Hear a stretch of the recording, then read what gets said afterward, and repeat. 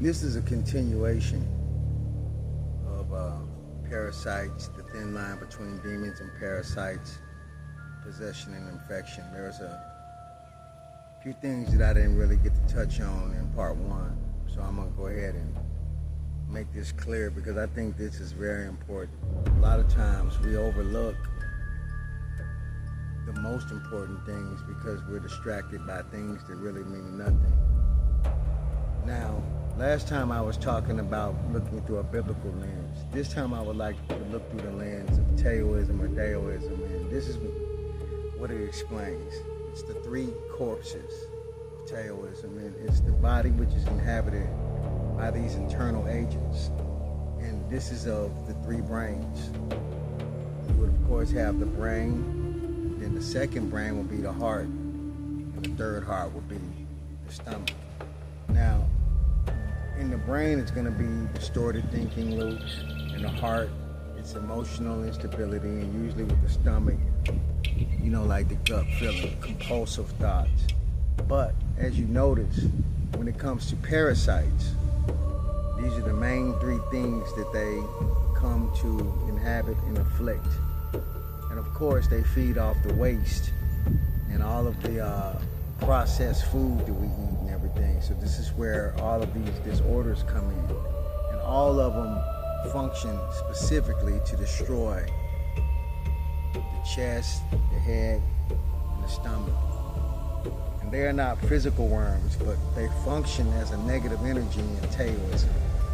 And after they finish with their destruction, they go up and they report everything that the body was going through to make it if you enter into a certain gate. So this is symbolic entities, but this is in Taoism, and this is ancient as well.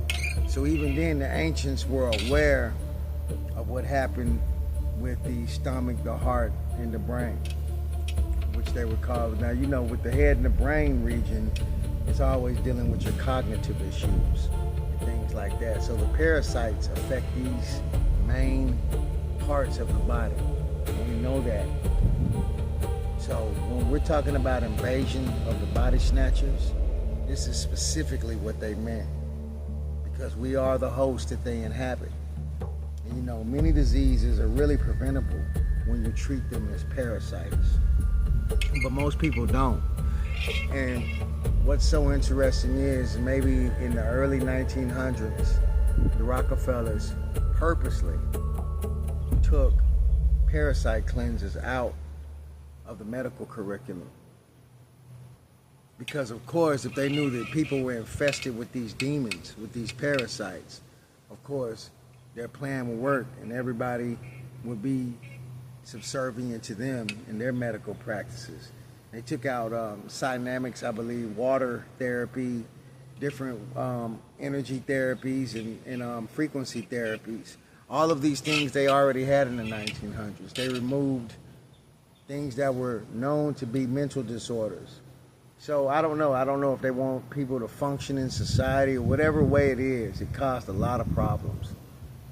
We've known since then that vaccines and things went up. But what has been found is that most medical issues, from cancer to several venereal diseases, trichomonas and things like that, all have parasites as the catalyst. So these parasites are running rapid, and they deal with excrement, feces, and things like that. That's why, like I was saying before, Beelzebub and demons require your vulnerability. So a lot of it in diseases, all of it has to do with poor hygiene, sickness, and filth, wherever the flies are. So no wonder Beelzebub is associated with Lord of the Flies, Lord of the Carcass, and all of these other inadequacies that we have. All has to do with parasites. Not only spiritual parasites, but specifically, because what a lot of people have not touched on is that the physical parasite is a vessel for spiritual demonic entities. They go hand in hand. Just like our body and the spirit are really in communion. This is the same thing with parasites and demons, spiritual demons, disembodied spirits. So we have to take all of those things in order, because we have to understand the same way that Toxoplasma gondii inhabits the vessel of the cat, and the cat, since the ancient times, since the days of Kemet, has been known as a vessel that carries what they would call gods, reptilian entities. You notice even in the Kemetic belief system, they had the serpent that came. Now I know that people that say that's indicative of the pineal gland, but you know, art don't lie. Serpents, worms, these things are vessels for demonic disembodied spirits. They all work hand in hand. This is the way that they can enter into this realm, through the parasite. So invasion of the body snatchers is real, and it's always been. So we understand that. And we understand that most diseases can be treated with a cleanse. Cleansing your body of these worms that they allowed to inhabit us years ago. Because as we can see through the biblical lens, through the lens of Taoism and other ancient belief systems. And then they show us through predictive programming with movies. If you notice, Freddy Krueger was full of what? Parasites, worm-type creatures. The Matrix, there was a big worm with the MIBs and the Mr. Smiths and everything.